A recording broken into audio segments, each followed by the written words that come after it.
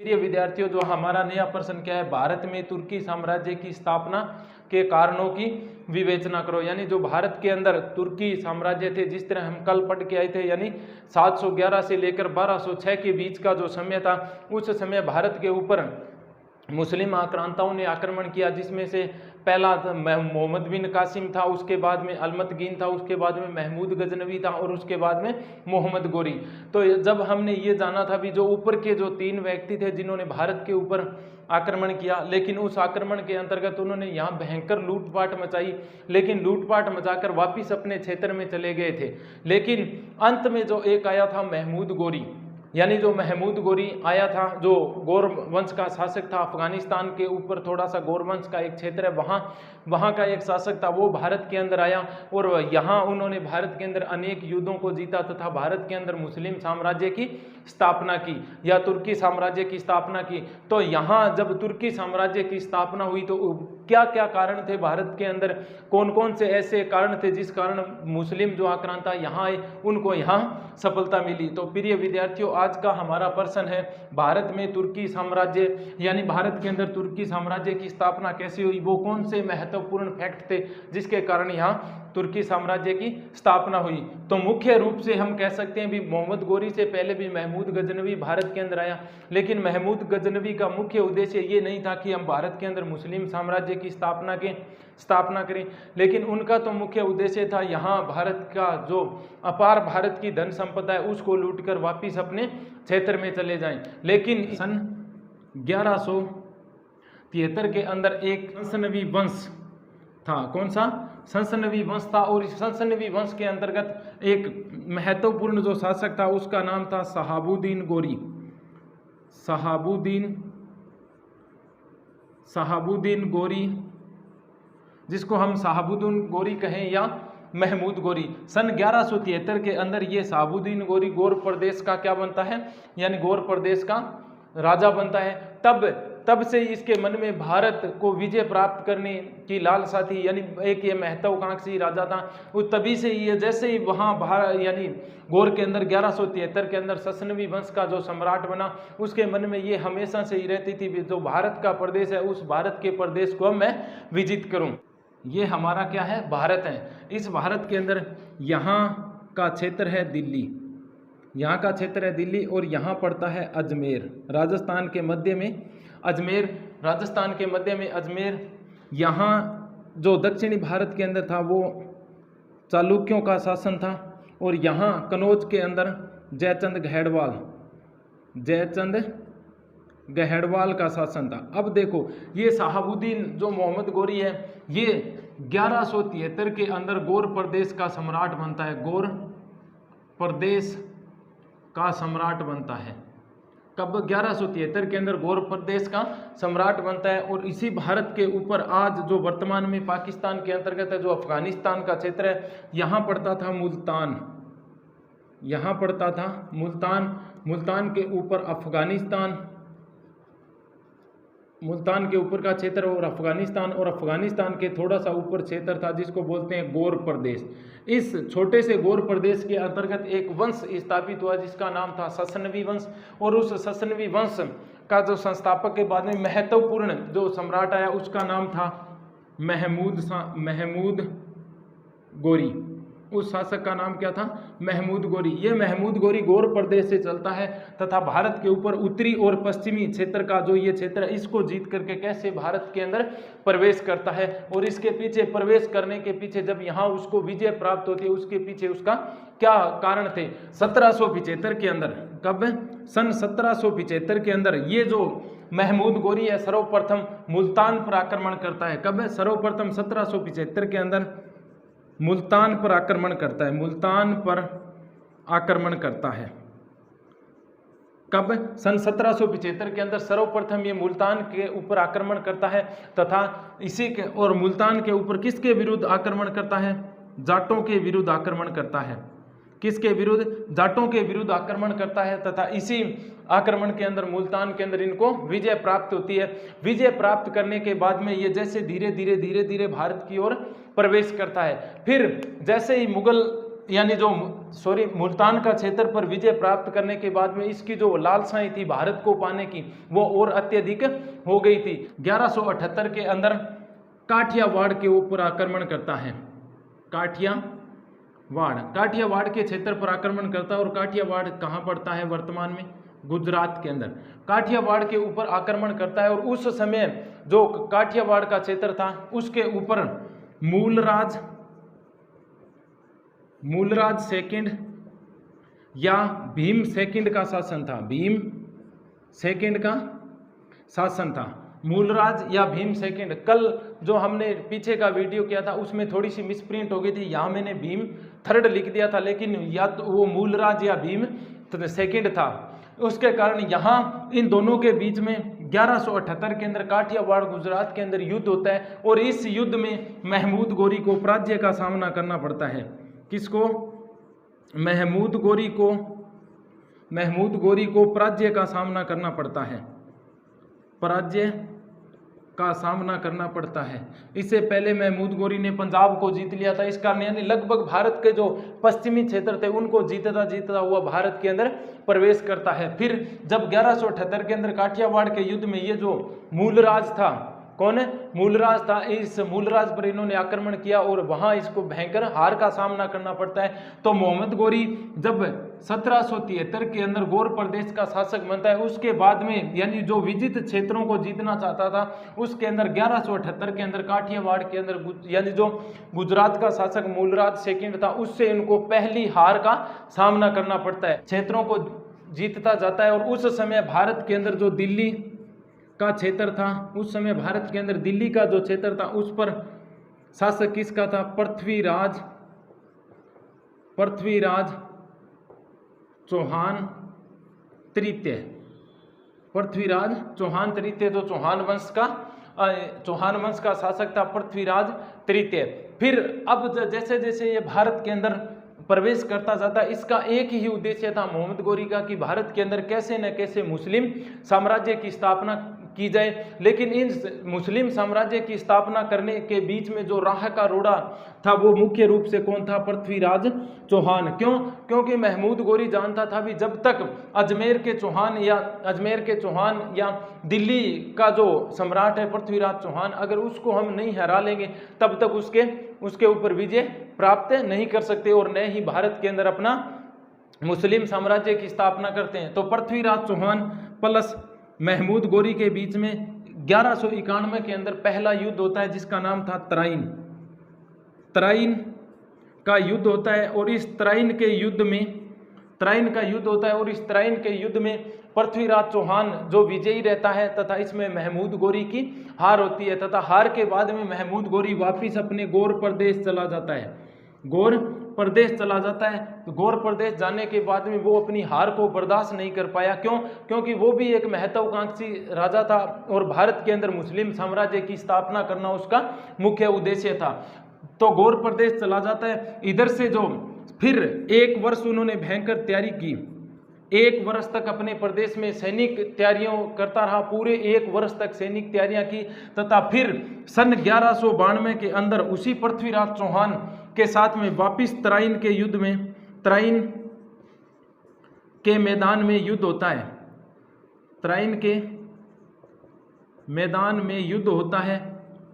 तराइन के मैदान में युद्ध होता है तथा इस युद्ध के अंदर पृथ्वीराज चौहान जो था, इसी के बीच में थोड़ी सी ये भी चर्चाएं आती है कि पृथ्वीराज चौहान का उस समय संयोगिता के साथ में विवाह हो जाता है। विवाह होने के कारण वो उसी की भोग विलासिता में पड़ा रहता है तथा बिल्कुल निरंकुश एक शासन की तरह रहता है तथा बिल्कुल भी इन 1191 से 1192 के समय एक जो साल था उसमें उन्होंने बिल्कुल भी तैयारियां नहीं की, सिर्फ संयोगिता के चारों ओर घूमता रहता था। लेकिन ये जो गौर प्रदेश का महत्वाकांक्षी राजा था महमूद गोरी, इन्होंने एक वर्ष तक या वहां तैयारी करने के बाद में जैसे ही 1192 के अंदर तराइन के मैदान में आ डटा है, उसके बाद में इन्होंने अपनी जो 40,000 सेना थी, इन 40,000 सेनाओं को 4 भागों में विभाजित कर लेता है। कितने भागों में? 4 भागों में विभाजित कर लेता है। और जब पृथ्वीराज चौहान की सेनाएं अपने सुबह के समय जब नित्य की क्रियाएं में यानी नित्य की क्रियाएं पर गए हुए थे, उसी समय इस पृथ्वीराज चौहान की जो 4 हिस्सों में यानी 10,000 जो सैनिकों का विभाजन किया गया था, उस सैनिकों के जो विभाजन थे, इन सैनिक के विभाजों में एक टुकड़ी को रिजर्व रखकर बाकी ने वहां उसके सैनिकों को घेर लिया तथा उस पर अचानक आक्रमण होने के कारण पृथ्वीराज चौहान की जो सेना थी वो बिल्कुल सकपका गई थी भी ये क्या हुआ। लेकिन इधर पृथ्वीराज चौहान मोहम्मद गोरी के जो पृथ्वीराज चौहान है वो मोहम्मद गोरी की जो महत्वाकांक्षा थी यानी संधि की वार्ता थी उसके अंदर उलझा हुआ रहता है, लेकिन इधर से मोहम्मद गोरी भारत के ऊपर आक्रमण कर देता है। ये बातें हम पूरा जब महमूद गोरी और पृथ्वीराज चौहान के बीच युद्ध के जो कारण थे वो पढ़ेंगे उस टॉपिक में। लेकिन सीधी सी ये बात है, बितराइन का जो द्वितीय मैदान था और उधर जो कनौज का शासक जयचंद गहेड़वाल था उसके साथ में भी इन्होंने दुश्मनी ले ली थी। क्यों? क्योंकि जो जयचंद गहेड़वाल था उसकी पुत्री स्योंगिता का इन्होंने अपहरण कर लिया था। इस कारण तराइन के द्वितीय मैदान में महमूद गोरी का सामना करने के लिए जब पृथ्वीराज चौहान आया तो इस जयचंद गहेड़वाल ने भी उसका साथ नहीं दिया था। तथा इसी प्रकार सन 1192 के अंदर पृथ्वीराज चौहान को पराजित कर देता है कौन? महमूद गोरी। तो यहां से कह सकते हैं भी लगभग 1192 के बाद में भारत के अंदर मुस्लिम साम्राज्य की स्थापना हो गई थी। फिर सन 1194 के अंदर एक युद्ध होता है चंदावल का। किसका? चंदावल का युद्ध होता है और इस चंदावल के युद्ध में जयचंद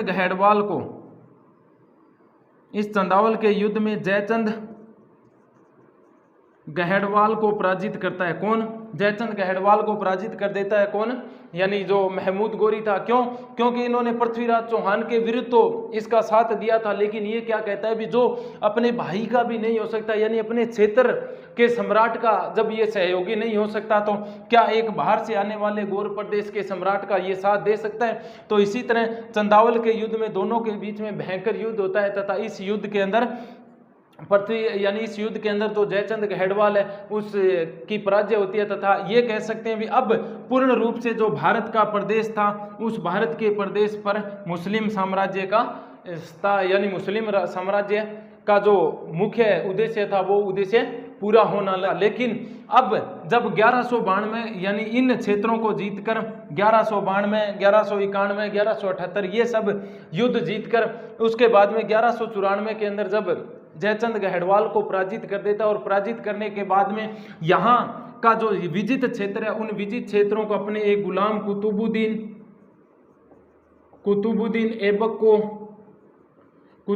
ऐबक को इन विजित क्षेत्रों का गवर्नर बनाकर और वापिस कहाँ जाता है? गौर प्रदेश में जाता है। लेकिन जैसे ही गौर प्रदेश की ओर जाता है तो बीच में एक जगह आती है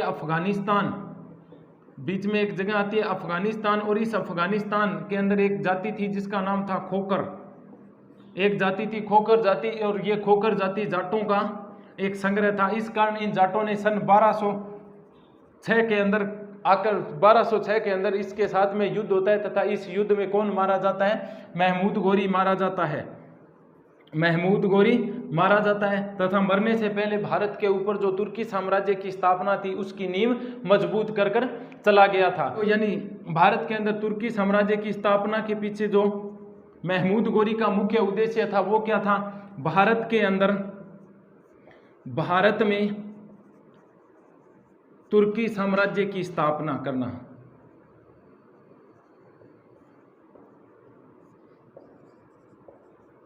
तो प्रिय विद्यार्थियों ये कह सकते हैं भी जो महमूद गोरी था उन्होंने भारत के ऊपर जब आक्रमण किया उस आक्रमण के पीछे उसका मुख्य उद्देश्य क्या था? उसकी मंशा क्या थी भारत के ऊपर आक्रमण करने की? तो सीधी सी अगर उसके उद्देश्य की बात अगर एक शब्द में करें तो सीधी सी बात है भारत में तुर्की साम्राज्य की स्थापना कर। भारत के अंदर तुर्की साम्राज्य आ गया था। उस समय यहाँ का जो भारत का क्षेत्र था वो अनेक स्वतंत्र छोटे छोटे राज्यों में विभाजित था।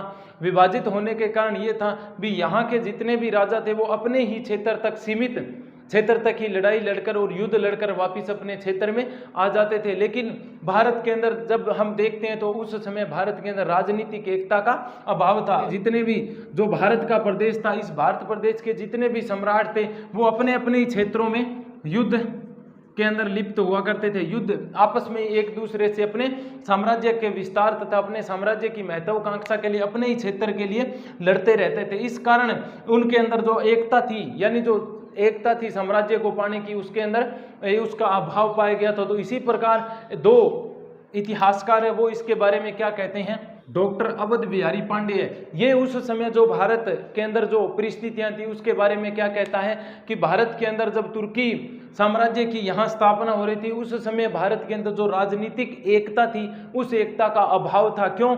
क्योंकि यहाँ के जो राजा महाराजा थे वो आपस में ही लड़ते थे तथा आपस में ही लड़ झगड़ कर एक छोटे छोटे स्वतंत्र राज्यों की स्थापना कर रहे थे। इसी कारण इन सभी जो राज्य थे इन सभी राज्यों में आपस में एकता का अभाव था। एकता के अभाव के कारण यहाँ भारत के ऊपर मुस्लिम यानी जो आक्रांता थे उनका आक्रमण हुआ। उसके अंदर महमूद गोरी ने इसी यानी जो आपस में लड़ने झगड़ने की जो परंपरा थी उसी का फायदा उठाया तथा भारत के अंदर मुस्लिम साम्राज्य की स्थापना की। डॉक्टर ईश्वरी प्रसाद, ये भारत के अंदर जब तुर्की साम्राज्य की स्थापना होती है तो ये अपनी क्या बात रखता है, तो यानी जो ये था ईश्वरी प्रसाद, ये क्या कहता है कि भारत में राजनीतिक एकता तथा सामाजिक सुदृढ़ता, ये क्या कहता है भी भारत के अंदर एक तो राजनीतिक एकता, भारत के अंदर एक तो राजनीतिक एकता प्लस दूसरी क्या थी, सामाजिक सुदृढ़ता, सामाजिक सुदृढ़ता का अभाव था। वो कैसे? अब देखो, एक तो राजनीतिक एकता, ये बात अवध बिहारी पांडे ने भी कही थी, लेकिन जो ईश्वरी प्रसाद है ये क्या कहता है भी उस समय का जो भारत था यानी जब तुर्की साम्राज्य की यहाँ स्थापना हो रही थी उस समय का जो भारत था उस भारत में राजनीतिक एकता की कमी थी, यानी लोगों में संगठन की कमी थी। दूसरा ये क्या कहता है भी सामाजिक सुदृढ़ता, यानी यहाँ का जो समाज था वो पूर्ण रूप से सुदृढ़ नहीं था। क्यों? क्योंकि यहाँ भारत के अंदर ये प्राचीन काल से ही चलता आ रहा था भी जो यहाँ का जो शासन है वो राजा के हाथ में न होकर के किसके हाथ में हुआ करता था, सामंतों के हाथ में। अब देखो, अब जब सामाजिक सुदृढ़ता की कमी थी और ये यहाँ भारत के अंदर जितने भी ईश्वरी प्रसाद के अनुसार जितने भी यहाँ राजा यानी जो छोटे छोटे राज्य थे वो राज्य स्वतंत्र थे, यानी वो राज्य स्वतंत्र थे। जब एक स्वतंत्र राज्य का जो सम्राट होता है वो किसी दूसरे के नीचे, सम्राट के नीचे आकर कार्य नहीं करना चाहता। इस कारण ईश्वरी प्रसाद जो इन्होंने क्या लिखा है कि भारत के अंदर राजनीतिक एकता व सामाजिक सुदृढ़ता का भाव था तथा यहाँ के जो क्षेत्र थे या यहाँ के जो राज्य थे वो अलग अलग स्वतंत्र राज्यों में विभक्त थे। जो तुर्क साम्राज्य था उसकी स्थापना हुई। जो तुर्की साम्राज्य की स्थापना के जो कारण थे उन्हीं कारणों की हम चर्चा करते हैं। पहला जो सैनिक कारण, और सैनिक कारण का जो पहला पॉइंट है, राजपूतों के पास स्थायी सेना की कमी। यह कह सकते हैं भी राजपूतों के अंदर जो सैनिक व्यवस्था थी वो अच्छी नहीं थी। कह सकते हैं भी राजपूतों के पास में सर्वप्रथम जो सैनिक व्यवस्था थी, सैनिक व्यवस्था थी जो अच्छी नहीं थी। अच्छी नहीं का मतलब ये है भी जो तुर्की सम्राट भारत के ऊपर यहाँ आक्रमण करने के लिए उसकी सेनाएं थी वो बहुत अच्छी थी। इसके पीछे कारण क्या थे? क्योंकि यहाँ के अंदर जो सम्राट हुआ करते थे वो सम्राट अपने अपने क्षेत्रों को सामंतों के अधीन रखते थे। किसके अंदर? सामंत हुआ करते थे। उसकी सेना में अनेक प्रकार के सामंत हुआ करते थे तथा उसी सामंत जब युद्ध के अंदर जाता था, यानी जब सामंत या सम्राट युद्ध के अंतर जाता था तो भारतीय जो सेना थी वो एक राजा के प्रति अपने कर्तव्य का पूर्ण रूप से पालन करती थी। इस कारण जब युद्ध के अंदर राजा या सामंत घायल हो जाता था तब पूरी की पूरी जो सेना हुआ करती थी, यानी उस समय जो पूरी की पूरी सेना हुआ करती थी उस सेना में भगदड़ मच जाती थी। भगदड़ मचने के पीछे क्योंकि उनकी मनसा क्या हुआ करती थी भी जो राजा है उसके अंदर हमको उसके के अंदर रह करके हमारे जो कर्तव्य है उसका पालन करना है। लेकिन जैसे ही युद्ध के अंदर सामंत या जो राजा थे अगर वो घायल हो जाता था तो उसकी सेना वहां अन्याय रूप से नीरस हो जाती थी। नीरस होने के कारण जो वहां की जो सेना हुआ करती थी वो भागने के लिए लालायितिया तैयार हो जाती थी। इस कारण ये कह सकते हैं भी राजपूतों के पास में जो सेनाएं थी वो स्थायी नहीं थी, लेकिन तुर्कों के पास में जो सेना थी वो क्या थी? स्थायी थी। अगर उसके अंदर राजा या उसका सम्राट या जो भी होता था अगर जो युद्ध के अंदर घायल हो जाता था तब वो उसके प्रति जो अपने कर्तव्य का पालन था उस कर्तव्य का पालन निभाते हुए युद्ध में निरंतर लड़ते रहते थे। सैनिक कारण थे। उसके अंदर दूसरा पॉइंट क्या है? घुड़सवार सेना की श्रेष्ठता, यानी जो मुस्लिम साम्राज्य या जो मुस्लिम सैनिक थे उसके अंदर भारतीय जो सम्राट थे उसके पास में जो घुड़सवार थे, उस घुड़सवार की अपेक्षा में जो तुर्की या जो तुर्क सेना के घुड़सवार थे वो श्रेष्ठ थे। क्यों? क्योंकि उसके जो घुड़सवार सैनिक थे वो यानी जो घोड़े भी उनको अच्छे मिलते थे और जो घुड़सवारी करने के लिए जो व्यक्ति होता था वो भी अच्छा होता था। तो प्रिय विद्यार्थियों, भारत के अंदर तुर्की साम्राज्य की स्थापना के पीछे दूसरा महत्वपूर्ण जो पहला हम सैनिक कारण पढ़ रहे हैं, उसी सैनिक कारणों का दूसरा पॉइंट क्या है? घुड़सवार सेना की श्रेष्ठता। कारणों के अंतर्गत हमारा तीसरा पॉइंट क्या है? राजपूती हाथी सेना कमजोर। अब देखो, भारत के अंदर जितने भी सम्राट थे वो यानी अनेक मात्रा के अंदर हाथियों को रखा करते थे और युद्ध के अंदर सर्वप्रथम जब भेजा जाता था तो पहली जो टुकड़ी थी उसके अंदर हाथी जो सेना आगे ही आगे रखी जाती थी। लेकिन जो तुर्की सेना थी वो घुड़सवार पर यानी घोड़ों पर सवार थी। इस कारण इसके पीछे यानी जो हाथी सेना थी वो भी कैसे भारत के अंदर जो मुस्लिम साम्राज्य की स्थापना की, उसकी स्थापना के पीछे महत्वपूर्ण कैसे कारण निकल कर आया? क्यों? क्योंकि भारत के जो जितने भी सम्राट थे उसके पास में जो हाथी की सेना थी, उस हाथी की सेना को सर्वप्रथम युद्ध के अंदर पहले सर्वप्रथम यानी जो हरावल दस्ता था उसके साथ में रखा जाता। कई बार बिगड़ेल हो जाते थे यानी बिगड़ेल हो जाते थे तथा ये हाथी बिगड़ जाते थे तथा जब पूर्ण होश आवाज के साथ में जैसे ही एक तो पहली बात जब इनको एक दूसरे से जगह ले जाने के लिए समय ज्यादा लगता था। क्यों? क्योंकि हाथी की चाल घोड़े की अपेक्षा क्या होती है? धीमी होती है। इस धीमी चाल के कारण जब ये हाथी दूसरी सेना के कारण कई युद्ध के अंदर घोड़ों वगैरह की भी आवाज आती है, इस कारण जब ये हाथी बिगड़ेल हो जाते हैं, इस कारण ये क्या करते हैं, जब वापिस भागते हैं किधर की ओर, अपने मैदान की ओर वापिस भागते हैं, तो वापिस भागते समय इनको ये पता नहीं होता है, कई बार ये अपनी जो सेना होती है उसको भी कुचल डालते हैं। इस गुप्तचर व्यवस्था कैसे, तुर्कों की गुप्तचर व्यवस्था कैसे श्रेष्ठ थी, इसके पीछे ये कारण था भी जो हिंदू राजाएं थे उनकी जो गुप्तचर व्यवस्था थी वो बिल्कुल कह सकते हैं भी कमजोर थी तुर्कों की अपेक्षा।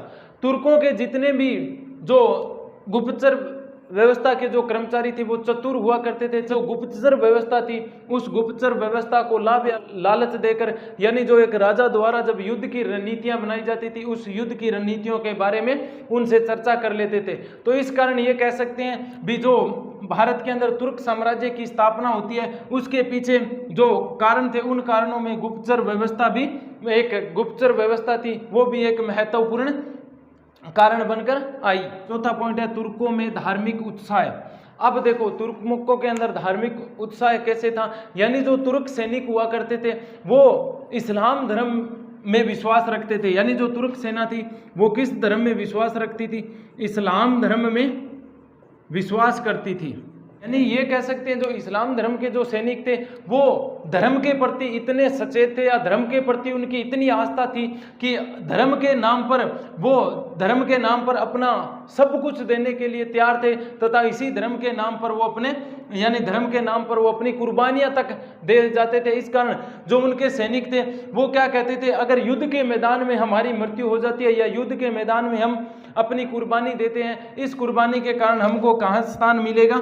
जन्नत में स्थान मिलेगा। लेकिन यहाँ भारत के अंदर जो राजपूती सेना थी वो राजपूती सेना केवल अपने वंश तथा गौरव के लिए ही लड़ती थी, लेकिन जो तुर्की सेना थी वो अपने धर्म के लिए लड़ती थी। पॉइंट है वो क्या है? राजनीतिक कारण। इसी राजनीतिक कारण के अंतर्गत जो पहला पॉइंट है वो क्या है? राजपूतों की सामंती प्रथा।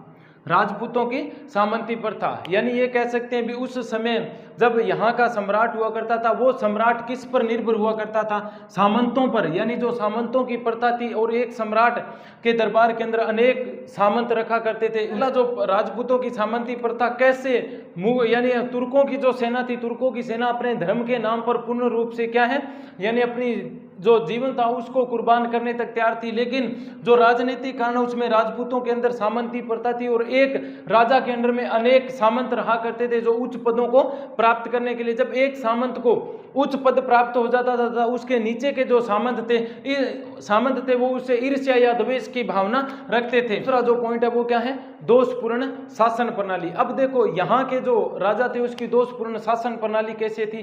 क्योंकि यहाँ के जो राजा थे उसके ऊपर जो शासन चलाते थे यानी जो राजा शासन चलाता था वो भी दोषपूर्ण था। क्यों? कारण इसके पीछे क्या था? क्योंकि वो साधारण जो जनता हुआ करती थी उस क्षेत्र की, जो साधारण जनता थी किस क्षेत्र की? जो राजा के अंडर में रहा करते थे, जो साधारण जनता थी, उस साधारण जनता में किसी भी तरह का न तो राजकार्य में तथा न ही युद्ध के अंदर हाथ बंटाने का ऐसा हाथ जो कार्य कर सके, ताकि आम जनता एक राजा के प्रति भी, साधारण सी जो जनता थी वो भी राजा के प्रति अपना एक कार्य या कर्तव्य का पालन कर सके। इस शासन था एक राजा का, वो पूर्ण रूप से सामंतों के हाथ में ही था। इस कारण वहाँ की जो जनता थी, जो साधारण जनता थी, वो न तो युद्ध में इसका सहयोग कर सकती थी और न ही किसी और क्षेत्र में। इस कारण जो राजा और जनता के बीच में जो आपसी संबंध थे वो अच्छे नहीं थे। अच्छे नहीं होने के कारण यानी जो राजा था, उस राजा को वहां की जनता थी वो क्या है, ईर्ष्या या द्वेष की भावना से देखने लग जाती थी। यानी जो राजनीतिक कारण है उसमें तीसरा पॉइंट क्या है, एकता की भावना का अभाव। अब देखो, जो तुर्क सेना थी वो भारतीय सम्राटों की सेना की अपेक्षा सर्वोच्च थी। क्यों? क्योंकि उन सब में आपस में एकता की भावना थी। लेकिन यहाँ के जो सम्राट थे उसमें एकता की भावनाएं नहीं थी। एकता की भावनाओं के पीछे उनका कारण क्या था? यहाँ भारत के अंदर जितने भी सम्राट थे वो आपस में ही एक दूसरे के साथ में युद्ध में लिप्त होते थे तथा अपने यहीं पर लड़ झगड़ करके अपने एक स्वतंत्र राज्य की स्थापना कर लेते थे। इसी कारण क्या है कि जब भारत के अंदर कोई बाहरी जाति या कोई बाहरी ताकतवर शक्ति या बाहरी आक्रांता जब कोई आक्रमण करता है, तो जिस क्षेत्र पर आक्रमण करता है उसी क्षेत्र के सम्राट को उसका सामना करना पड़ता था। लेकिन अन्य जो क्षेत्र के सम्राट थे, अन्य क्षेत्र का जो कोई सम्राट था, अगर वहां राजा दूसरे जो आक्रांता थे उन्होंने अगर आक्रमण नहीं किया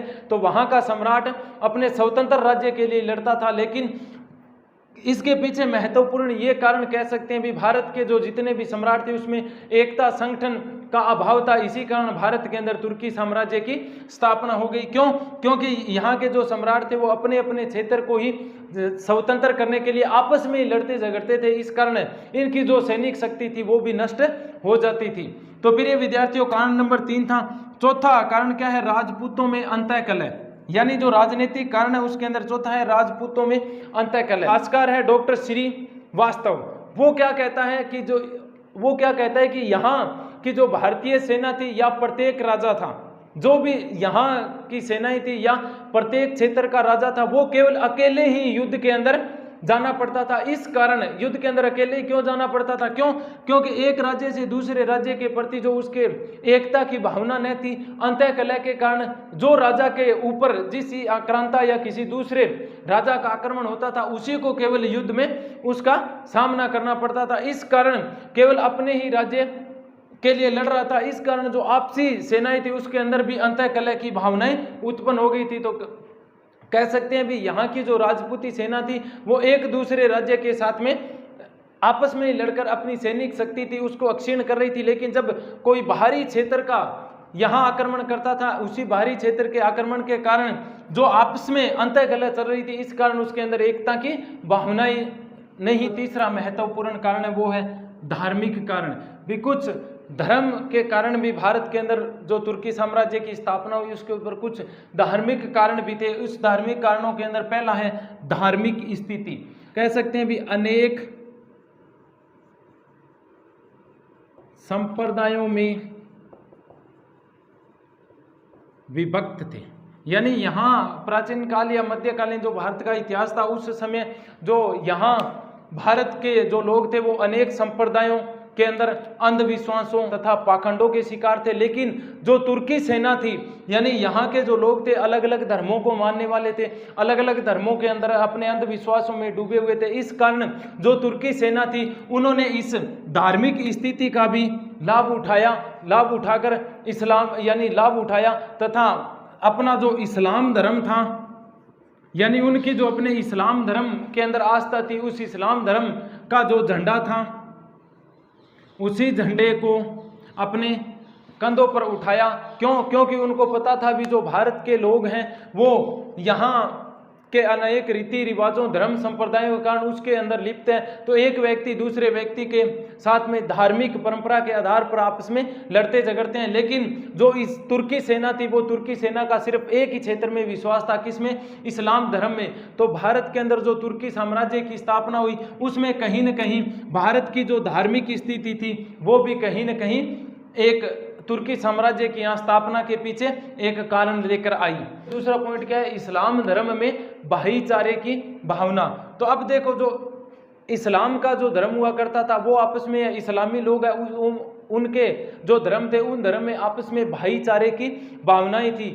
क्यों? क्योंकि उनका जो मुख्य उद्देश्य था अभी भारत के अंदर तुर्की साम्राज्य तथा जो तुर्क या इस्लामिक जो भी सैनिक या समुदाय या अन्य आम जनता थी उसकी सिर्फ एक इस्लाम धर्म में आस्था हुआ करती थी। लेकिन यहाँ के जो भारत के जो राजा थे उसके अंदर भाईचारे, ऊंच नीच तथा छुआछूत की भावना थी। लेकिन ये तुर्कों के अंदर ऐसी छुआछूत की भावनाएं नहीं थी। इस कारण यहाँ के जो सम्राट थे वो जाति पाति तथा भेदभाव, जाति पाति या छुआछूत के आधार पर यहाँ की जनता से भेदभाव करने थे। इस कारण ये कह सकते हैं भी भारत के जो लोग थे उसके अंदर जो भाईचारे की भावनाएं थी वो भाईचारे की भावनाएं नहीं थी। लेकिन इसके विपरीत मुस्लिम जो लोग थे उसके अंदर भाईचारे की भावनाएं थी। सिर्फ वो एक इस्लाम को ही मुख्य मानते थे तथा इसके अंदर जो भाईचारा, छुआछूत तथा अंधविश्वास थे उनकी कोई इनके जीवन में कोई स्थान नहीं था। नंबर 4 क्या है, सामाजिक कारण। और सामाजिक कारण कैसे यहाँ का जो समाज था वो भी एक कैसे तुर्की साम्राज्य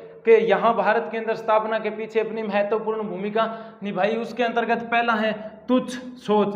तुच्छ सोच का मतलब होता है छोटी सोच, तुच्छ सोच या छोटी सोच। अब देखो क्यों यहाँ के जो राजा महाराजाएं थे उसकी क्यों छोटी सोच थी, क्योंकि राजपूतों की जब पराजय हुई या जो तुर्क से उनको यहाँ सफलता हाथ लगी उसके पीछे क्या कारण थे, उसके पीछे महत्वपूर्ण जब कारण कहते हैं कि यहाँ के जो राजा महाराजाएं थे वो सोची यानी छोटी सोच के कारण या तुच्छ सोच के कारण। क्यों? क्योंकि यहाँ के लोगों के अंदर आपस में भाईचारे की भावनाएं नहीं थी। जाति पाति तथा छुआछूत के नाम पर लोगों के साथ में भेदभाव किया जाता था तथा ऊंच नीच की भावना से ओतप्रोत था। जो हमारा समाज उसमें यानी जो ऊंच नीच की भावनाएं से ओतप्रोत था तथा यहाँ जो स्त्रियों की दशा थी, यहाँ जो स्त्रियों की दशा थी वो भी क्या थी, शोचनीय थी। तो इस कारण यानी जो भारत के अंदर तुर्की साम्राज्य की स्थापना हुई उस स्थापना के अंदर यहाँ के लोगों की जो सोच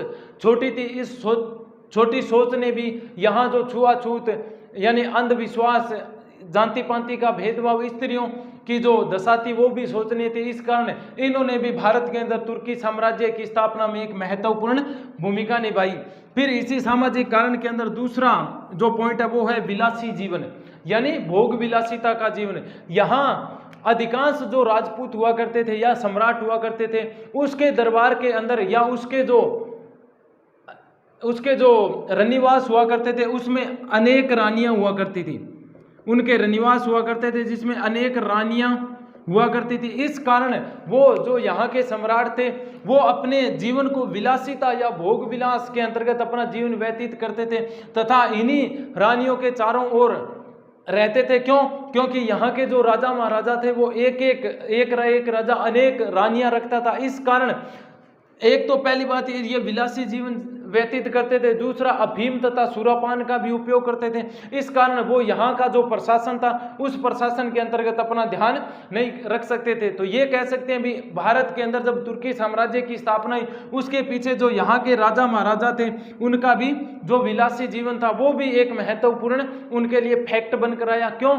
क्योंकि जब 1192 का तराइन का युद्ध होता है उस तराइन के युद्ध में जब पृथ्वीराज चौहान स्योंगिता का अपहरण करके ले आता है तब वो उसी की भोग विलासिता में पड़ा रहता है, लेकिन यहाँ युद्ध की तैयारी नहीं करता है। लेकिन इधर जो गौर प्रदेश का राजा था मोहम्मद गोरी, उन्होंने 1191 से 1192 के मध्य अब एक पूरे वर्ष तक युद्ध का जो प्रशिक्षण था वो अपने सैनिकों को प्रशिक्षण दिया तथा यहाँ का जो सम्राट था पृथ्वीराज चौहान वो स्योंगिता के जो विलासी जीवन था या भोग विलासिता का जीवन था उसी के अंतर्गत पड़े रहते थे। तो इस कारण प्रिय विद्यार्थियों ये महत्वपूर्ण फैक्ट थे भारत के अंदर जो तुर्की साम्राज्य की जब स्थापना होती है या भारत के अंदर जब तुर्कों का आगमन होता है उसके पीछे जो भारत की यहाँ की स्थिति थी वो कैसी थी, इसके पीछे क्या क्या उनको महत्वपूर्ण यहाँ कमियां लगी, जिन कमियों का उन्होंने फायदा उठाया, जिसकी आज हमने इस क्वेश्चन के या इस प्रश्न के अंदर चर्चा की। अब अंत में निकालते हैं इस प्रश्न का निष्कर्ष। यहाँ के जो राजा थे उसके अंदर यानी जितने भी हमने ऊपर विवरण या जितने भी कारणों के बारे में हमने पढ़ा, उन्हीं कारणों के अंतर्गत सिर्फ एक ही बात निकल कर आती है कि यहाँ के जो राजा महाराजा थे उनमें आपस में एकता की भावना का अभाव था। ये लोग आपस में इकट्ठा नहीं रहते थे तथा वे अपने साम्राज्य के विस्तार के लिए, यानी जो यहाँ के राजा महाराजा थे एक क्षेत्र से दूसरे क्षेत्र के, वो अपने ही आसपास के साम्राज्य का विस्तार करने के लिए एक दूसरे राजा या सम्राट के साथ में लड़ते झगड़ते रहते थे। इससे आपसी जो द्वेष या ईर्ष्या की भावना थी, इसी भावनाओं को दूसरे लोगों यानी जो दूसरे क्षेत्र के सम्राट थे या तुर्की जो सम्राट थे उन्होंने इसी क्षेत्र का फायदा उठाया तथा भारत के अंदर अपने एक नए राजवंश यानी तुर्की साम्राज्य की स्थापना करने में यहाँ कामयाब या सफलता हासिल की। धन्यवाद।